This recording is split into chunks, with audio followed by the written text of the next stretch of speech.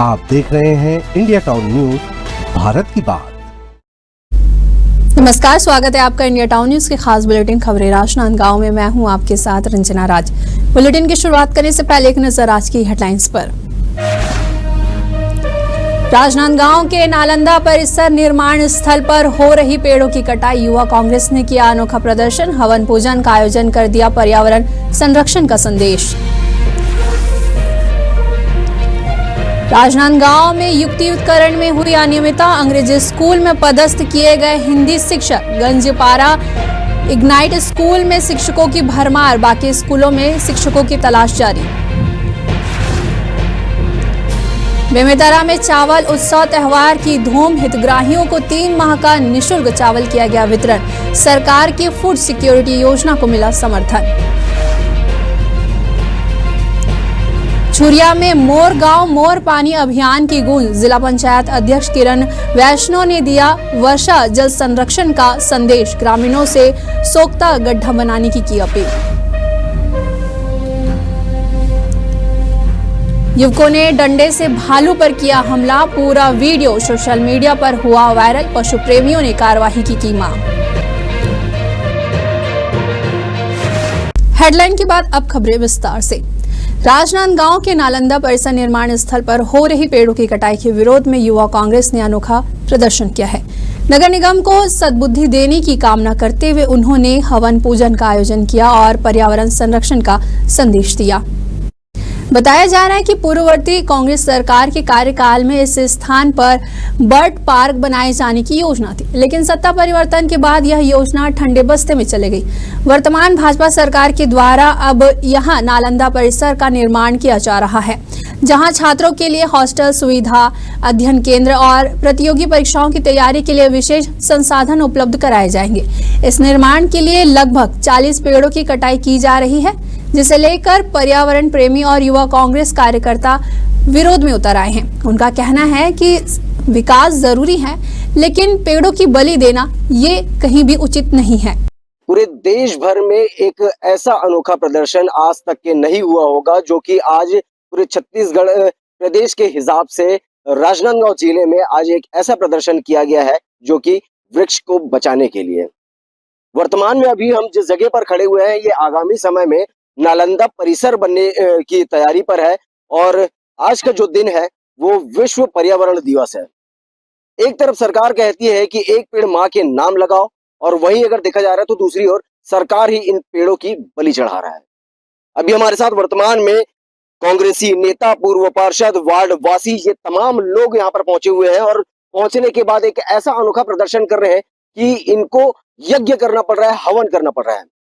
आखिरकार सरकार क्या काम कर रही है, किस तरीके से कर रही है, क्यों कर रही है?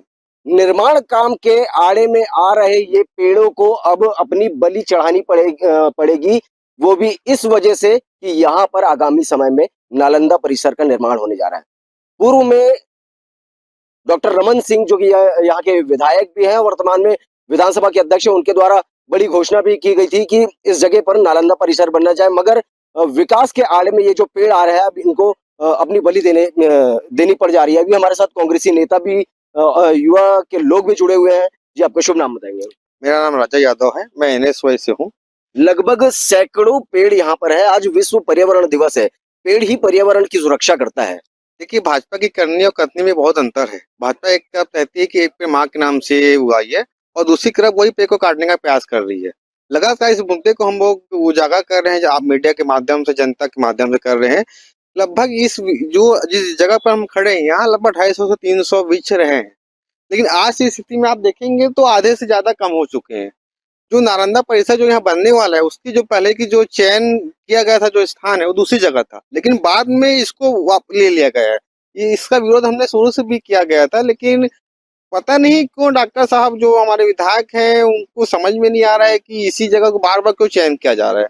इसी कारण है कि जो बनना है नालंदा परिसर, उसके लिए अच्छी और जगह भी हमारे शहर में है, फिर भी इस जगह का चयन करना समझ से परे है। देखिए, विरोध तो तमाम आपने देखे होंगे, मगर आज एक ऐसा विरोध था जो कि हवन करके, गायत्री मंत्र का जाप करके, हवन पूजन में शामिल होकर के कांग्रेसी और वार्डवासी लोग यहाँ पर पहुंचे हुए थे।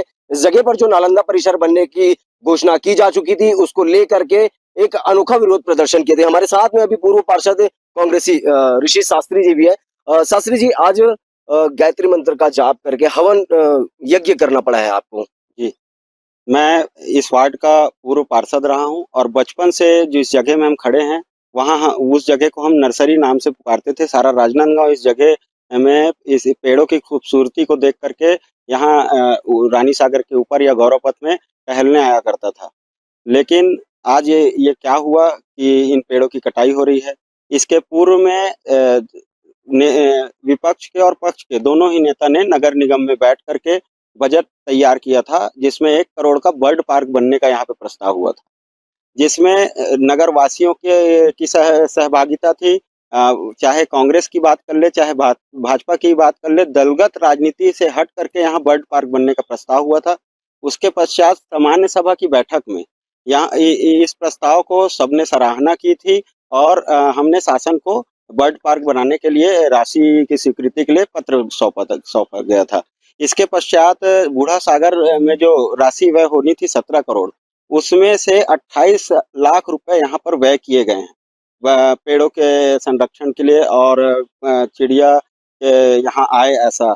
और उसके बाद लगातार इसमें प्लानिंग हो रही थी कि इसको और बेहतर किया जाएगा, लेकिन ऐसी किसकी काली दृष्टि लग गई कि इन पेड़ों की अब कटाई हो रही है। मैं निवेदन करना चाहूँगा विष्णुदेव साय सरकार से और हमारे विधायक यहाँ के रमन सिंह जी से कि वो जो पेड़ सजाए गए थे उन्हें सजोए रहने देना चाहिए और पहले पूर्व घोषणा अनुसार जिस प्रकार से नालंदा परिसर की घोषणा साइंस कॉलेज में हुई थी, अगर साइंस कॉलेज में किसी कारणवश नहीं बन पा रहा है तो ऐसी पर्याप्त जगह में बने जहां पेड़ों को क्षति ना हो। आज विश्व पर्यावरण दिवस में आज हमने संदेश दिया है, इसके पहले रक्षा सूत्र बांधे, उसके बाद हमने पत्र सौंपा कि पेड़ों की कटाई ना हो और नालंदा परिसर एक अच्छे सुगम जगह में बने। और आज हमने सद्बुद्धि यज्ञ किया जिसमें हमने गायत्री मंत्र का उच्चारण किया है।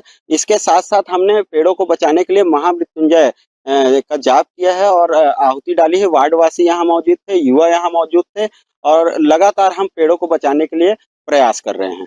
देखिए, कहीं ना कहीं देखा जाए तो अब ये जो विकास का काम है, ये विकास के काम के आड़े में ये जो सारे पेड़ आ रहे हैं इनकी बलि चढ़ जाएगी और बलि चढ़ने के बाद जिस तरीके से लोगों को इतनी भीषण गर्मी का सामना करना पड़ रहा है, ये आगामी समय में इससे ज्यादा बढ़ोतरी होने वाली है। अब इस विषय को लेकर के और लोगों में क्या कुछ राय है, लोगों की क्या मंशाएं हैं, वो सारी चीजें हम आपको अन्य तस्वीरों के माध्यम से दिखाएंगे।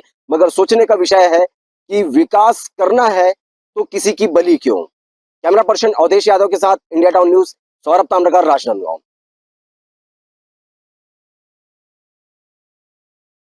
नालंदा परिसर बेसिकली एक ऐसा स्ट्रक्चर है जो लाइब्रेरी भी है और छात्रों के लिए रीडिंग जोन भी है जिसमें निर्माण होना है। और ये प्रतियोगी परीक्षा की तैयारी करने वाले और जो अध्ययनरत छात्र हैं इनके लिए एक निर्माण किया जा रहा है। पहले इसका विज्ञान महाविद्यालय में एक प्रस्ताव था, परंतु वहाँ का चूंकि उनकी पार्किंग की जगह उसमें पूरी डिस्टर्ब हो रही थी, इसलिए ऐसी जगह का चयन किया गया है जो सभी कॉलेज के बीच में हो, जिससे कि सब अधिकतम बच्चों को उसका लाभ मिल सके, इसलिए वहाँ निर्माण। खुज्जी विधानसभा क्षेत्र के ग्राम पंचायत सड़क चिरचारी में मोर गांव मोर पानी महाअभियान के अंतर्गत आयोजित 1 दिवसीय प्रशिक्षण शिविर में जिला पंचायत अध्यक्ष किरण रविंद्र वैष्णव मुख्य अतिथि के रूप में शामिल हुई। वहीं कार्यक्रम के दौरान विश्व पर्यावरण दिवस के उपलक्ष्य में 5 पौधों का वृक्षारोपण भी किया गया। इस अवसर पर किरण वैष्णव ने जल संरक्षण के महत्व को रेखांकित करते हुए कहा कि जल ही जीवन है और वर्षा जल का संरक्षण हम सभी की प्राथमिक जिम्मेदारी है। उन्होंने ग्रामीणों से अपील करते हुए कहा है कि वे अपने अपने घरों में सोख्ता गड्ढा बनाएं ताकि बारिश का पानी व्यर्थ ना जाए और जल स्तर बना रहे। वक्त हो चुका है एक छोटे से ब्रेक का। खबरें और भी है, बने रहिए इंडिया टाउन न्यूज के साथ। अब खबर आपकी उंगलियों पर, हर खबर पर हमारा नजरिया। इंडिया टाउन न्यूज, भारत की बात। ब्रेक के बाद आप सभी का स्वागत है। चलिए बढ़ते अगली खबर की ओर, जहां प्रदेश सरकार के द्वारा 1 जून से 7 जून तक आयोजित चावल उत्सव त्योहार के तहत बेमेतरा के शासकीय उचित मूल्य की दुकान में कार्यक्रम का आयोजन किया गया। यह आयोजन CMHO कार्यालय के समीप स्थित दुकान में संपन्न हुआ, जिसमें नगर पालिका अध्यक्ष मुख्य अतिथि के रूप में शामिल हुए। इस अवसर पर पात्र हितग्राहियों को 3 महीनों का एक मुश्त निशुल्क चावल वितरित किया गया। सरकार की इस योजना का उद्देश्य खाद्य सुरक्षा को सशक्त बनाना और जरूरतमंद परिवारों को राहत प्रदान करना। वहीं कार्यक्रम में बड़ी संख्या में हितग्राही उपस्थित रहे और सरकार की इस पहल के लिए आभार व्यक्त किया। महोत्सव मनाया जा रहा है। गरीबों के लिए 1 रुपए किलो के दर से हर परिवार, गरीब परिवार को चावल माननीय मुख्यमंत्री विष्णुदेव साय जी के नेतृत्व में दिया जा रहा है।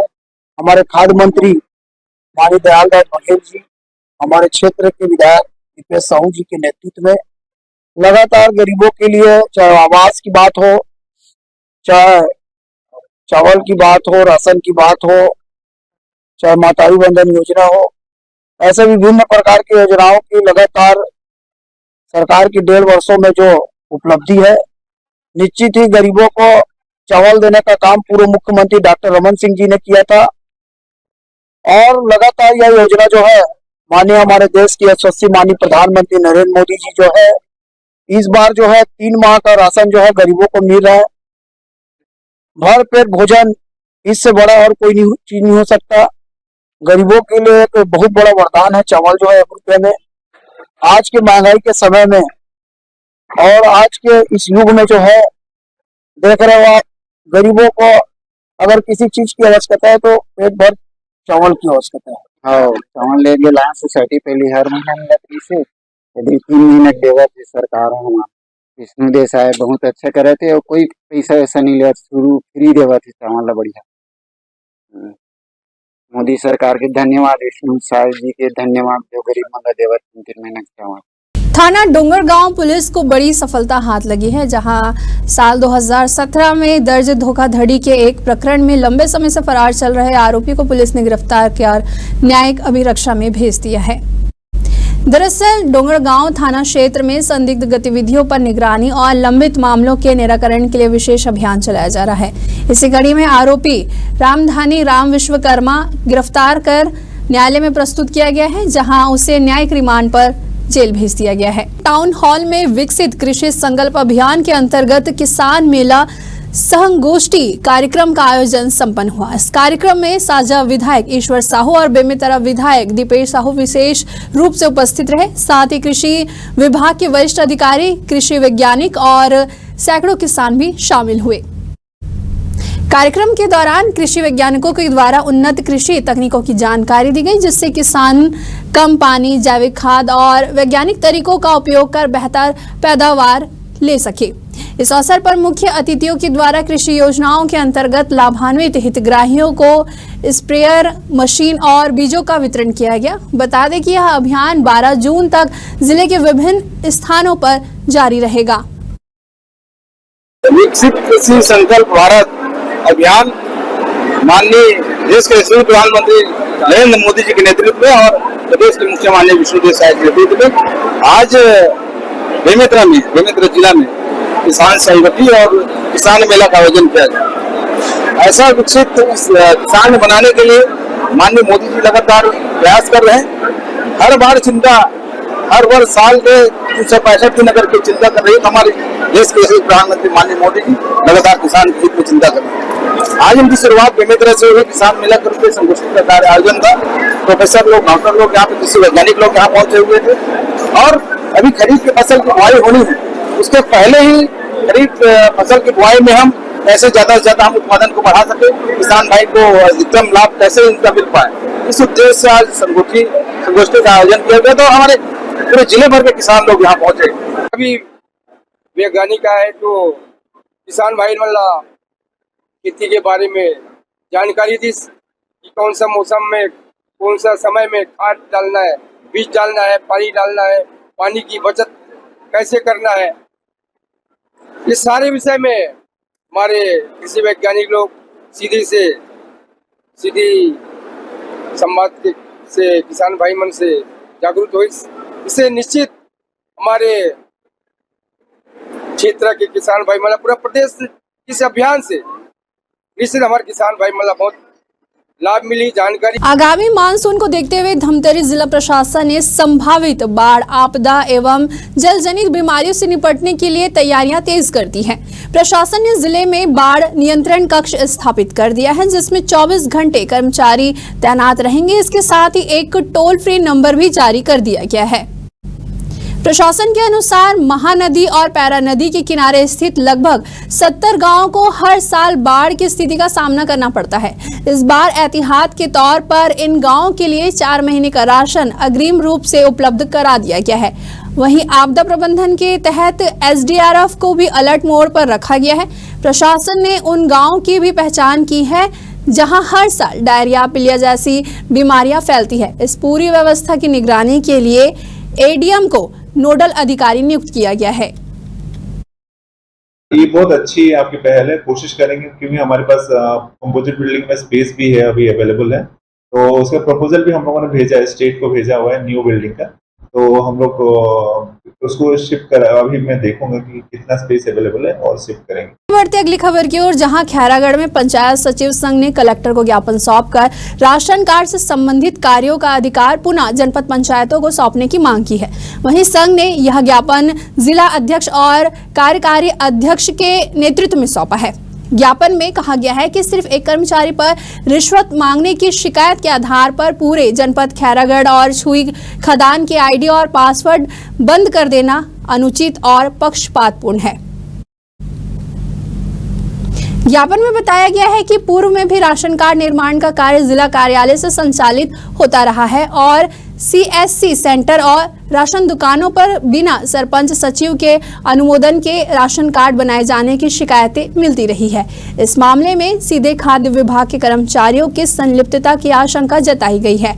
इसी कड़ी में सचिव संघ और सरपंच संघ ने जिला पंचायत CEO को भी ज्ञापन सौंपा है। उन्होंने कहा है कि सुशासन तिहार के तहत विभिन्न ग्राम पंचायतों में आयोजित समाधान शिविर में सभी विभागों की भागीदारी होती है, लेकिन इस आयोजन का पूरा खर्च केवल ग्राम पंचायतों को उठाना पड़ता है, जिस पर संघ ने मांग की है कि भविष्य में होने वाले आयोजनों में भी सभी संबंधित विभाग की आर्थिक सहयोग लिया जाए।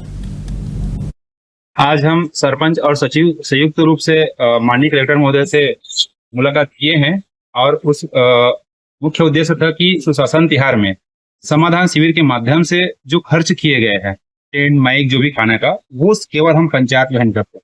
चूंकि उसमें 27 से विभाग शामिल होते हैं, तो हम कलेक्टर महोदय से निवेदन किए हैं कि केवल पंचायत के ऊपर ये राशि का वहन किया जाना संभव नहीं है। इसलिए समस्त विभाग को निर्देशित करे कि उस जो भी खर्च हुआ है वो समस्त विभाग दे, या तो भी शासन प्रशासन उसके लिए अलग से फंड निर्धारित करे। और साथ में जो राशन कार्ड का बनाने की कार्यवाही जनपद के माध्यम से किया जाता था, किंतु वर्तमान में जिला के माध्यम से बनाया जा रहा है, जिससे हम सरपंच सचिव सहमत नहीं हैं। सिर्फ 2 ही विषय के संबंध में कलेक्टर महोदय के साथ में गए थे, सरपंच और सचिव संघ के माध्यम से राशन कार्ड और शिविर में जो व्यय खर्च किए हैं पंचायत, उस संबंध में मिले हैं। मैं बताना चाहूंगा कि ग्रामीण जन परेशान हो रहा है। कहीं कहीं हमारी साख पर एक घटना है, एक सचिव की विश्वसनीयता ग्राम पंचायत में सबसे ज्यादा होती है और एक छोटा सा राशन कार्ड को और हम सचिव निराकरण नहीं कर पा रहे हैं, ये हमारे लिए बहुत विडंबना और दुखद की बात है। और हमेशा से पूरे निष्ठा से ग्राम पंचायत सचिव के माध्यम से राशन कार्ड बनाया गया है और लोगों में अच्छे से वो काम किया गया है। अभी राशन कार्ड के संबंध में दिए हैं कि वो दोनों ब्लॉक में बनना चाहिए, खड़ागढ़ ब्लॉक में और छुईखदान ब्लॉक में, जो राशन कार्ड इलेक्टेड ऑफिस में ही बनता है। उससे ना हम लोगों को, सरपंच और सचिव लोगों को भी परेशानी होता है। तो ID पासपोर्ट दोनों ब्लॉक में देना चाहिए और इससे ना बहुत ज्यादा समस्या का समाधान हो जाएगा। दूसरी बात यह है कि शासन तिहार में जो हो लागत पंचायत ही अभी दे रहे हैं, तो उसको सभी विभाग से देना चाहिए। डोंगरगढ़ में इन दिनों भालुओं की बढ़ती आवाजाही स्थानीय निवासियों के लिए चिंता का विषय बन गई है। बीते 4 दिनों से भीमनगर, छिरपानी, केदारबाड़ी सहित माता बमलेश्वरी मंदिर की पहाड़ी तक भालुओं की मौजूदगी दर्ज की गई है।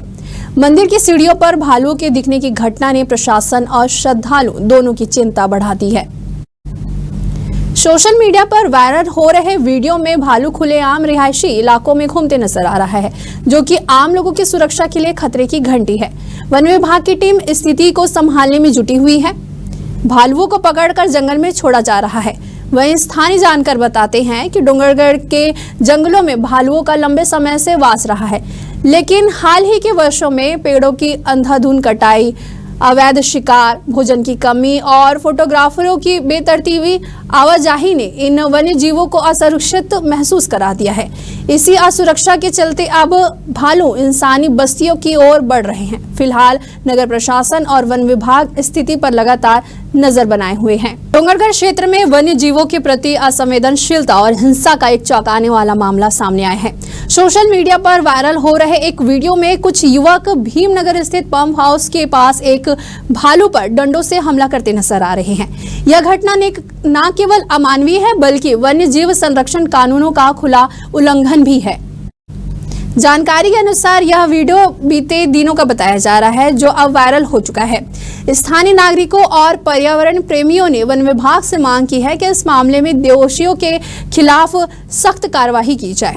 साथ ही जंगल क्षेत्र में गश्त बढ़ाकर अवैध गतिविधियों पर तुरंत रोक लगाई जाए। चलिए बढ़ते अगली खबर की ओर, जहां शिक्षकों के युक्तियुक्तकरण को लेकर एक बार फिर शिक्षा विभाग की लापरवाही सामने आई है। विभाग का दावा है कि अतिशय शिक्षकों को स्कूल में पदस्थ कर शिक्षकों की कमी दूर किया जा रहा है, लेकिन जमीनी हकीकत इससे उलट है। कई स्कूलों में आज भी शिक्षकों की भारी कमी बनी हुई है। वहीं दूसरी ओर जिन स्कूलों में पहले से ही शिक्षक पर्याप्त है, वहां अतिरिक्त शिक्षकों का पदांकन कर दिया गया है। राजनांदगांव के गंजपारा में स्थित इग्नाइट अंग्रेजी माध्यम स्कूल इसका ताजा उदाहरण है। यहाँ पहले से 5 शिक्षक कार्यरत थे, फिर भी युक्तियुक्तकरण के तहत 4 और शिक्षकों का पदांकन कर दिया गया है। चौंकाने वाली बात यह है कि यहाँ पदस्थ किए गए नए शिक्षक हिंदी माध्यम से पढ़े हुए हैं, जिन्हें अब अंग्रेजी माध्यम स्कूल में पढ़ाने की जिम्मेदारी दी गई है। विभाग की सबसे बड़ी यह चूक है कि संलग्न शिक्षकों को कार्य मुक्त किए बिना ही नए शिक्षकों का पदांकन कर दिया गया है, जिससे विभाग की प्रक्रिया पर सवाल उठ रहे हैं। देखिए, गंजपारा में 180 स्कूल के बीच में केवल एक टीचर रेगुलर टीचर थी, बाकी सब अटैचमेंट पे थे, संलग्न थे। संलग्नीकरण कोई स्थायी व्यवस्था होती नहीं, और वो संलग्नीकरण हमेशा शिक्षा सत्र प्रारंभ होने के बाद 30 अप्रैल को समाप्त हो जाता है। तो पद रिक्तता की स्थिति थी, लगातार वहाँ शिक्षक की मांग आती थी। युक्तिकरण जब शिक्षकों का किया गया तो उनमें से उन शिक्षकों को भेजा गया है वहाँ जो अंग्रेजी माध्यम में पढ़ा सकते हैं या पढ़ा लेंगे। तो वहाँ स्थायी रूप से शिक्षक की कमी का निराकरण किया गया है। तो उनको कार्यमुक्त नहीं किया गया? नहीं, कार्यमुक्त करके वो कार्यभार ग्रहण कर चुके हैं। सभी 4 शिक्षक जो अटैच टीचर है वो कार्यमुक्त जरूर नहीं हुए हैं, लेकिन जो वहाँ युक्तिकरण में गए हैं उनको कार्यभार ग्रहण कराया जा चुका है।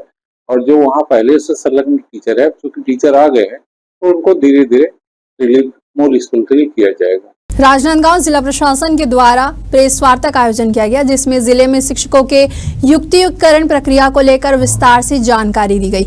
वहीं प्रेस वार्ता की अध्यक्षता कलेक्टर के द्वारा की गई, जिन्होंने कहा कि यह प्रक्रिया शिक्षकों की योग्यता, आवश्यकता और स्कूलों में रिक्त पदों के आधार पर पारदर्शी ढंग से पूरी हुई है। कलेक्टर ने बताया कि युक्तियुक्तकरण का उद्देश्य शिक्षा व्यवस्था को सुदृढ़ करना और शैक्षणिक गुणवत्ता में सुधार लाना है।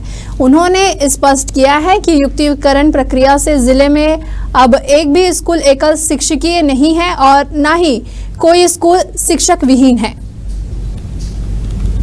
निर्देश प्राप्त हुए थे, उसके अनुरूप शालाओं का और शिक्षकों का युक्तियुक्तकरण का जो प्रक्रिया है वो कंप्लीट हो चुका है, और जिसके तहत 410 जो अतिशय शिक्षक थे उनका युक्तियुक्तकरण किया करके ऐसे एकल शिक्षकीय स्कूल्स और शिक्षक विहीन स्कूल वहाँ पे शिक्षकों की पदस्थापना की गई है।